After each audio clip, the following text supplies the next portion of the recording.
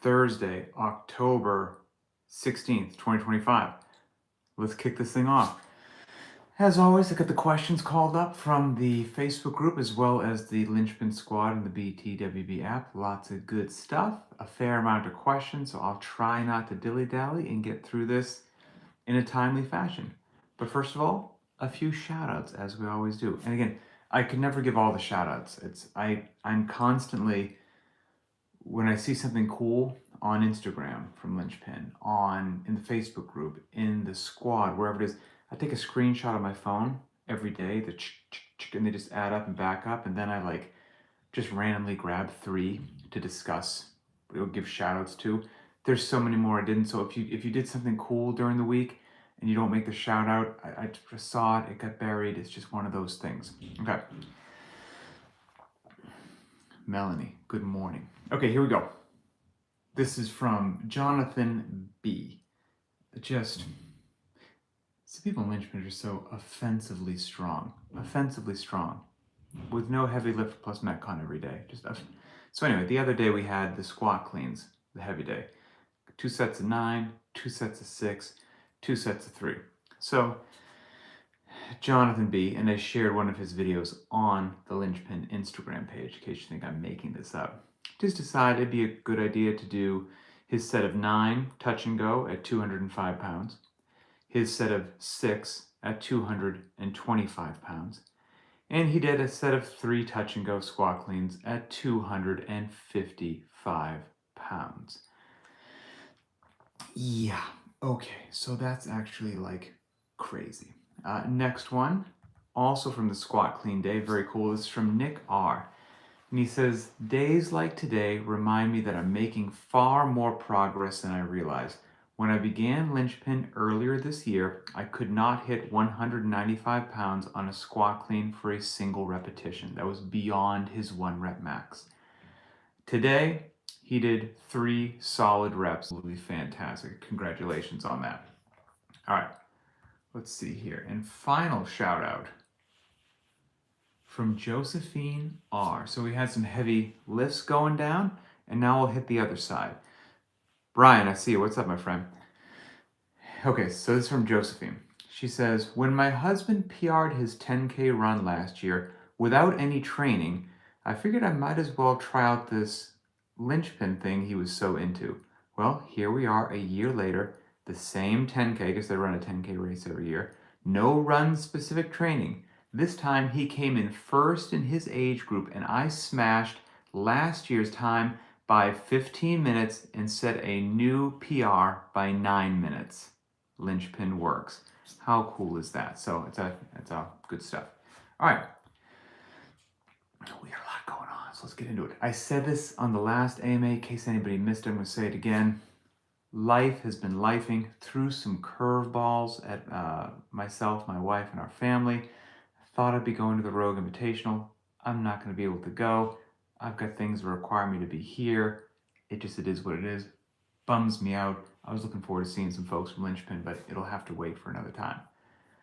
Okay, first one from James W. Hey Pat, you so often say for heavy days to try the Leo, which is the limited equipment option, aka the dumbbell option, as the limited equipment crew are absolute beasts, no doubt. Trying to get a metric on when that's the best option. For example, on Saturday the 11th, the squat clean workout that I talked about a second ago, 996633 on the barbell versus 75 dumbbell squat cleans for the limited equipment option. I did the dumbbell option, which was ACE. Great term, I love that, was ACE. But I felt more beat up, in a good way, from that than a normal heavy day. I chose it because the overall volume was higher. When he did the math, like how much load he thought he would move over the total session, dumbbells versus what he could do in the barbell, he would move more overall load with the dumbbells because of the number of repetitions. I guess that explains why my quads were sore coming on Monday. Hence, is overall volume the best metric to choose? Clearly, it will be movement dependent, or am I simply overthinking it? Hope that makes sense. Sorry if my math is wrong. I appreciate all your work. So I don't think you need to, well, you might be overthinking it just a bit. Okay, so it is going to be just different by design. And in an ideal world, if you have the barbell and the dumbbells, I would say in an ideal world, every now and then, when you have to, for whatever reason, choose the dumbbell option for some great variance. Let's say if out of every 4 heavy days, you do 3 with the barbell and 1 with the dumbbells or something like that, just for variance. Now, you could never touch the dumbbells and be fine. If you only had dumbbells and you were trapped on a desert island, you couldn't touch the barbell, you would be fine either way. But the beautiful part is that it's the variance aspect, because most of us get into a rut with what we're doing. And on the heavy days specifically, to replicate the stimulus of what would happen with the barbell, you're typically going to do a bit more volume with the dumbbells, and depending upon what the barbell lift is, we may have to get a bit more creative with the dumbbells, and that in and of itself, some different movements paired with a different overall volume is just most likely going to get most lifters out of their comfort zone, hit a little bit different, and expose them to maybe some weaknesses that they didn't even know were there. So the dumbbells are fantastic. So no, I don't think you're thinking about it wrong, but I don't think you need to crunch the numbers on the math like that. But I do think the math that you did is probably why you were dosed up a little bit, if that makes sense. Okay. From Will S. I had a Navy SEAL bug-in guide pop up in my feed. What are your thoughts? Freestyle you can. Have you seen the book, Are You a Prepper? I guess that's like a Doomsday Prepper on any level. So I have not seen whatever book it is that you're talking about, the Navy SEALs Bug-In Guide. Am I a prepper? When I think about what a prepper is, or like some of the shows that I've seen on the Discovery Channel or whatnot, I guess the answer would be no. As a matter of fact, now that you put that in my head, it probably would be a smart idea to have some, bottles of water in the garage or whatnot for a just-in-case situation. We've got enough processed crap that's not real food that we could live on Cheez-Its for probably a couple months or something like that. Pirate's Booty or some other stuff that we have for the kids. So I could probably use some water, maybe some gas. But no, I'm not a prepper, and I haven't seen the book, but I'm sure it's entertaining. That's for darn sure. Let's see. Okay, also from Will. I've spent the last couple of years putting annual physicals, wellness checks on the back burner. A large part of the reason is that I find it challenging finding a good primary care physician. Amen to that, my friend. I.e. one that has a decent bedside manner and follows up on my lab results. Well, that's sad that you can't even get what, should be expected there. Not soliciting medical advice, but curious if your social/professional circles have any thoughts on services or recommendations on that approach. Also curious what good experiences or recommendations our members might have with regards to this, especially services that align except with most big box health insurance companies. So, Will, I don't have amazing stuff to give you off the top of my head. I would post this as a question just generally in the Facebook group and maybe in the Linchpin squad and BTWB as well. Again, and like you said, the disclaimer, not seeking medical advice, looking for what has helped other people. I can say this is a big point of contention in our family when we seek medical care. I do try to go in for a physical once a year.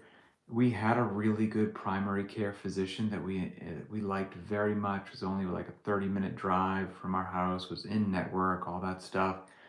And then I don't know a lot about the medical industry and like how they bill things and what insurance actually pays and what their costs are and like what they have to actually do to like turn a reasonable profit. But that physician wound up like totally changing the way that he did his medical practice and made it more of like a concierge kind of a service, which is like such a nice sounding name. But really, all that really meant was he wanted to put you on some subscription model where I think you could like come in as often as you wanted, but you had to pay a monthly fee to be in this concierge service sort of a thing. And like when we did the math on what, how infrequently we would go to the doctor over the course of the year and what our health insurance premium was for that versus if we then had to sign up for this like concierge service, it didn't make any financial sense at all. Like it was so much more money that it was stupid given the fact that we don't go to the doctor for, every little sniffle that we have or whatnot. So sadly, we had to stop going to his clinic because that's the only way that he was going to do business moving forward. And that just cast us back out in the world, trying to figure out what to do. And we rotated through a whole bunch of doctors at different clinics and didn't like any of them. And I still haven't found a doctor that I like for me personally. My wife has got lucky. She found a physician, a female physician for her woman needs or whatever that is, that mysterious area of the world that she really clicked with. She really liked her bedside manner. And I think that this doctor got what most of us would want them to get. Like, they got a healthy lifestyle. They got that we want to work out. They got that we want to lift. They weren't going to tell us that squatting was bad, even if she didn't do CrossFit herself or didn't lift herself. Like, you could tell that she took care of herself and she had kind of priorities that were aligned with us and were okay with us wanting to be like a bit more autonomous, and ask some questions and all that stuff. So she was really cool, but I'm still on the lookout. And I haven't found one, but I actually have an appointment, and I haven't had my checkup this year with a doctor that I haven't met, and that's happening in this December, like almost near Christmas. I had to wait so long to get in. Fingers crossed it's a decent doctor. I won't know until I get there, but it's frustrating. And I see Melanie chiming in here, who is in the medical industry. She says it's worse than you can even imagine.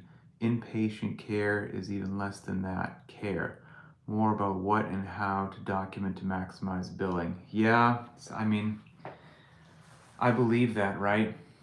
There's so many things in the world that when you peel back whatever the marketing is, peel back whatever the advertisement is, peel back the happy family that's shown in the TV commercial or whatever the advertisement on YouTube, to what's the incentive structure, what's the money flow. That's usually what's driving everything, right? Income and expenses. So yeah, I'm not surprised that that billing comes down to it. Okay, so let's see here. Next one from Dan W. Do you pre-record the bit that you say at the start of each Linchpin conversation, or do it fresh each time? I really like the description of Linchpin. Has it changed much over 600 episodes? First of all, wow, you're right. This is where I think today is episode 603 of Linchpin Conversations, which is insane. If you told me at the beginning we'd be doing that many and with no signs of stopping, I thought you were crazy. I've got like a little 2.5 minute blurb I say at the beginning of each podcast. It kind of says what that episode's about and then what Linchpin's about. And I invite people to try the 30-day trial. I have on my computer general bullet points that I want to hit for that blurb. And sometimes I just follow them as they are, and sometimes I go off script. But I do it live every single time. It's not like it's re-recorded and I cut and paste it in there. So yeah, every episode is me actually saying that, which is why I go on tangents every now and then. So I'm sure it's changed a lot if you go back to like early episodes, like I don't know, episode 100 or something like that. But it's the general crux of what I want to get across. That's been the same for a while. I'm glad that you like it. Let's see. Okay, Phil H. If you had to buy a new manual treadmill, which would you buy? I'm considering getting a manual treadmill to keep running during the winter. I think you mentioned in a previous podcast that you have the Rogue Woodway and that you like it. I've read reviews the Assault Fitness Runner is better for sprinting. However, they're currently taking 2 to 6 months to get delivered after ordering. Thanks. So, I'll give you as honest as a review as I can. And here's my disclaimer. I am not sponsored by any of these companies. None of these companies tell me to say anything. I'm not influenced by it. It is what it is. When I bought that Rogue Woodway, I didn't get a special friends and family discount. I just bought the darn thing. So I haven't been on an Assault Fitness one in quite a while. But when I have been on them, they've been great. They've been fantastic. I don't have anything bad to say from the Assault Air Runners, and they're very popular. I know a lot of people that have them, and I think the overall vibe is 2 thumbs up. The Rogue Woodway I've had for probably longer than I realize now. I don't have anything bad to say about it. It's durable, works great every time, same 9 yards. The one thing that I'll say is I've heard that on the newer Assault Air Runner, I just butchered the name, but the Assault Fitness Air Runners, that they have some sort of a software update that's been done where I don't think you have to like mess with any distance conversions. Like if you just want to, if the workout calls for a mile run, you just go run a mile on the Air Runner.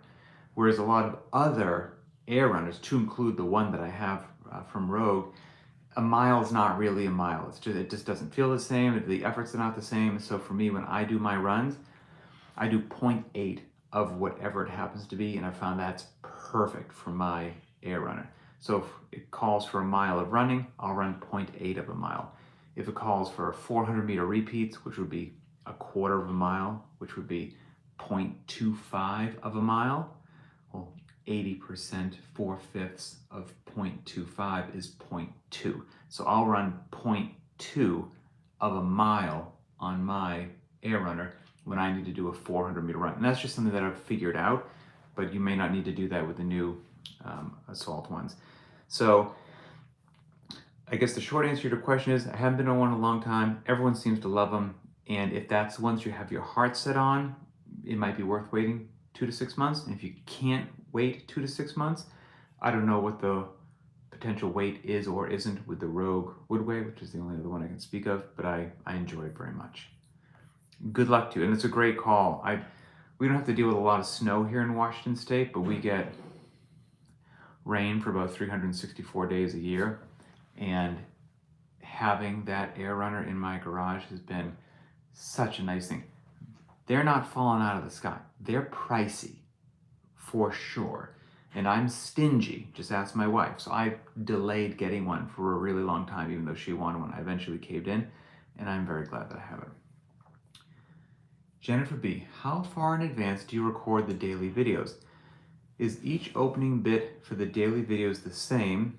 Just curious to learn more about your process because it is so impressively thorough and meticulous. Well, thank you very much. Very kind of you. So this isn't for the podcast. This is for the daily video. So each day for Linchpin, there is a video that I shoot to cover that day's workout, the various options, the intent to hopefully help people make the smartest decision possible. And each one of those is unique because each day is a brand new workout. So nothing about that can be pre-recorded or whatever. So those are all just, I click on the camera and I just have a conversation to the camera as if I was really having a conversation to a group of you standing in my garage gym, you know, what I would say so that we understand this workout and we go make the best decision possible. The only stuff in the daily videos that is somewhat repetitive each week is on Monday. Probably the first 2 to 4 minutes of Monday's video is kind of the same. That's a, hey, if you just signed up, welcome aboard. Here's kind of what we do. Here's the point of these daily videos. Here's how you can set yourself up for success. Here's the different workout options. Here's what we mean by your strength and conditioning IQ, your fitness IQ, dive into the community. That's kind of the same, but other than that, each one's a totally unique deal. Okay. Let's see. From Phil J, a two-parter. Given the point raised about leaderboards this week, that was from David, raised something about leaderboards. What's your view on them? Mine is that unless independently recorded, the only real one is you versus you, and I only really look to see how fast Ben has gone or how I compare with the average, which is a few outlying scores that don't change all that much. Having said that, if BTWB were to make any changes, do you feel like any of the suggestions have merit? For example, not being able to change exactly as written. So, all right, let me give you my off-the-cuff leaderboard stuff. And so the question came about originally if like, you know, like is something logged as RX, if you change something and all that, and does that affect the leaderboard and you know, all those good things. And you know, people make honest mistakes. They modify something, they log it as prescribed when they didn't. Okay, now the score's in there that shows that they got this super fast time in the workout and you thought it was prescribed, like that's amazing. I can't even believe it's humanly possible. And then you look and they had like modified the load and it was like, that happens, okay? Humans are humans. And usually if something bizarre happens and you have two possible scenarios to choose from as to why it happened. One is ignorance and one is malice. And ignorance just meaning an honest mistake, and the other one was Dr. Evil's magic plan to take over the world. It's usually not malice. It's usually not Dr. Evil's magic plan. It's usually a busy human being made an honest mistake and logged it somehow. That's, I'm going to say, the overwhelming majority of the stuff. So with regards to the leaderboard, oh, by the way, there were some good recommendations on that Facebook thread that happened on that, and people chimed in as to how they log and what they think, and maybe this would be a good idea. And I sent that information forward to the BTWB support team because some of it might be useful, moving forward. I will say, even if you log, it is you versus you. Okay, at the end of the day, it's you versus you. I don't pay a tremendous amount of attention to the leaderboard. I think about how I'm doing compared to where I've been and where I want to go. Because even if there were no recording mistakes, so to speak, it's still, I know that we have some Linchpin members that their 400-meter run is a constant up and down of hills. Constant, because I've seen the videos. Other people's 400-meter runs are beautifully flat, but they are both 400-meter runs. Are they the same? Absolutely not. They are not the same. Some people have a beautiful barbell that spins so nice in all their lifts. Others have an old, rusty hunk of junk that makes every power clean feel 25 pounds heavier than it actually is. That's not the same either. There's a whole bunch of just not the same kind of things. But is it generally good as like a really just useful metric? I think so. And that's personally how I use it. And like I said, I sent any feedback forward, and those might influence future decisions, which is cool. Let's see. Brian, I responded to your question there. That was an affiliate that I started a long time ago. Okay, let's see. Okay, from Trent D. Dang it, I'm late. Not late, I saw it. So maybe next week. Thought on the tactical games. You should do a competition. I don't know a lot about the tactical games, other than I just believe it combines shooting and working out, which both of those I do enjoy. It would probably be a rabbit hole that would suck me down into free time that I don't have, and so I'll probably avoid that, but I bet it would be fun. Okay, Trent, you also asked a couple other questions here. Do you have an opinion or know about what the CrossFit Medical Society is doing, specifically community care? I will admit that I don't, and that also I didn't know what that was until you said that, so I just clicked on it today to check it out. They've got a website, and it just says building relationships with healthcare providers and offering CrossFit as a health intervention. That seems to be a good thing. It seems like there's maybe continuing education credits for maybe medical personnel. And the community care section says, healthcare solutions starts here. Join community care and remove yourself from the disease economy. So maybe that's a way, I haven't explored that, a way to actually do what was talked about earlier, like maybe find a medical provider that's like-minded or whatnot and understands what you're doing. Okay. And okay, let's see here. Sorry, my throat's a little dry. All right, final question. Also from Trent. Oh, why do you program instead of just using CrossFit.com? Good question. So I would say, and just my opinion, one man's opinion, I would say currently that the role of CrossFit.com and CrossFit HQ, again, in my humble opinion, is more administrative and not innovative. Okay, and that, by the way, is important and necessary. The administrative component is very important. And saying that they're not innovative, that could be taken out of context. That's insulting. That's a slight. I don't mean it as an insult, and I don't mean it as a slight. I just believe that their role has, by necessity, changed over the years, or evolved is maybe a better way to say it. You know, if we think back to 2001, which I think was when the website was launched and it came on the scene, I mean, what they were putting out was absolutely innovative. I mean, it turned the entire strength and conditioning world on its head. It revolutionized the fitness landscape. Nobody was doing what they were doing. It was crazy and new and markedly different. It was like some mad scientist stuff. It was insane. And they were innovative like that for many years. Then, in my opinion, as affiliates grew and their scope of their business grew, almost by the necessity, you know, HQ they became very busy managing and running a massive global empire. That's going to take some time and some personnel and some resources and the whole 9 yards. And now it's been almost a quarter of a century later, as crazy as that is. A quarter of a century has gone by.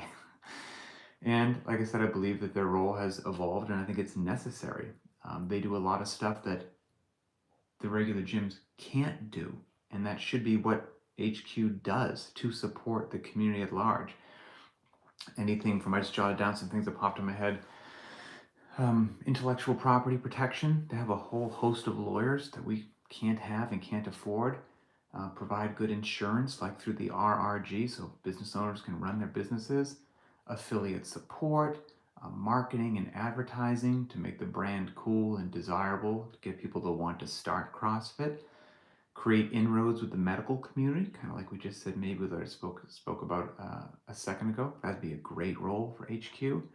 Maybe broker deals with equipment providers so that gym owners can get better deals on equipment, save money. Share business practices to help make business owners better at what they do so they can hopefully provide for their families. And, you know, that's extraordinarily important things in the CrossFit ecosystem that gym owners can't do and don't have the bandwidth or professional expertise to do. And somebody has to do that, and HQ is the perfect candidate to do that. And ideally, it's a very symbiotic relationship. Now, if we go back to the beginning, 2001, innovation, the whole 9 yards, like the original intent of CrossFit, it is really cool. It's beautiful. It's kind of that if you love something, set it free. It was like open source. I'm going to talk about maybe like from a computer programming standpoint. You know, Greg Glassman, I think he did something really, really genius, not only with his changing of the fitness landscape, but, you know, he kind of said that if your goal is to truly find out what works, that's all we care about. What works? We care about results, and we care about nothing else. What gets you the fittest, fastest, and strongest, most efficient, most effective, with the greatest efficacy. Period. End of story.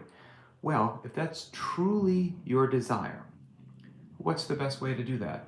With one laboratory or with thousands of laboratories? It's an easy answer, right?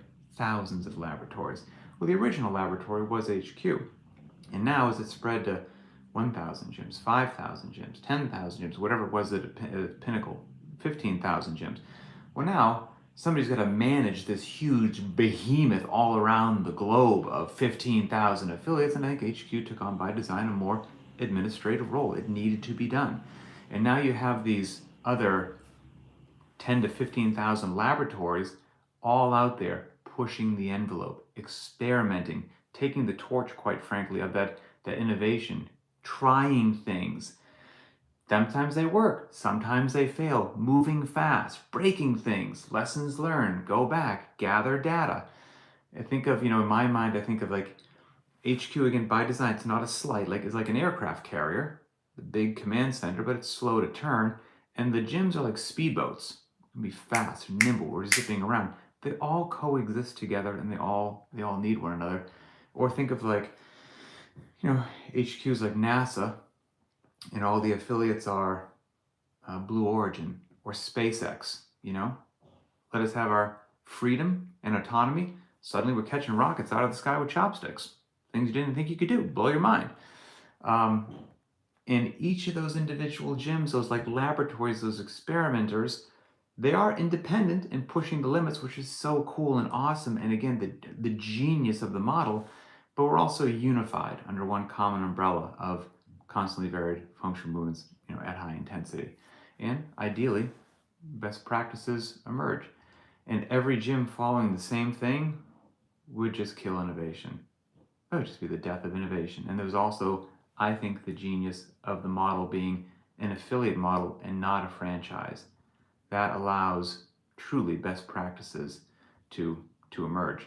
We're all allowed and almost encouraged to develop our own unique flavor, which is phenomenal. So Linchpin is going to feel different than Mayhem, which is going to feel different than Hard Work Pays Off, which is going to feel different than Proven, which is going to feel different than the 20 gyms in your town, which is going to feel different than the X amount of gyms in your state, which is going to feel like, and then, but we're all doing really good stuff. Slightly different maybe with our own flavor, but all really good stuff. And now what's really cool about that and that innovation and that personal touch and that experimentation is you as the consumer, the customer, the client, the member, you get to find what fits you perfectly. Perfectly. The programming, the community, whoever it is that you resonate with, you can find where you just like a square peg in a square hole. You found your home, and that's beautiful. And each home is a little bit different than the other home. You find that cozy one for you, but they're all nice homes. They're all nice homes. And I do like also what Adrian Bosman has said about like, what's the best programming? And you could say, well, the best programming is obviously making you fitter, faster, and stronger and not injuring you and doing it regularly for a large group of people. Yes. But even given that, if they all have their unique personalities, quirks, traits, whatever you want to say, the best programming is the one that you actually enjoy. And because if you enjoy it, well, then you'll stick with it. And consistency is so important. You have to do the darn thing to get the results. And so if you find where you are happy and that you enjoy the workouts and you look forward to them and you're motivated to do it because it's fun, you have a much greater chance of sticking with it, and then you'll actually get the results out of the program. Personally, obviously I'm biased, but I feel like, that's just where Linchpin shines. I wouldn't be in this business if I didn't think we were putting out the best program on the face of the earth. Period, end of story. But then on top of that, come on, no one's coming close to our community. And so get the programming, you get the community, and good things happen. So that's about it. So great questions today. Appreciate everybody. Enjoy your rest day. This is also the day that I typically enjoy a tasty treat. So I think there's some M&M cookies in my future, maybe a slice of cake, we'll see. And I'm going to enjoy my rest day. So wherever you are in the world, enjoy it as well. And I will see you online.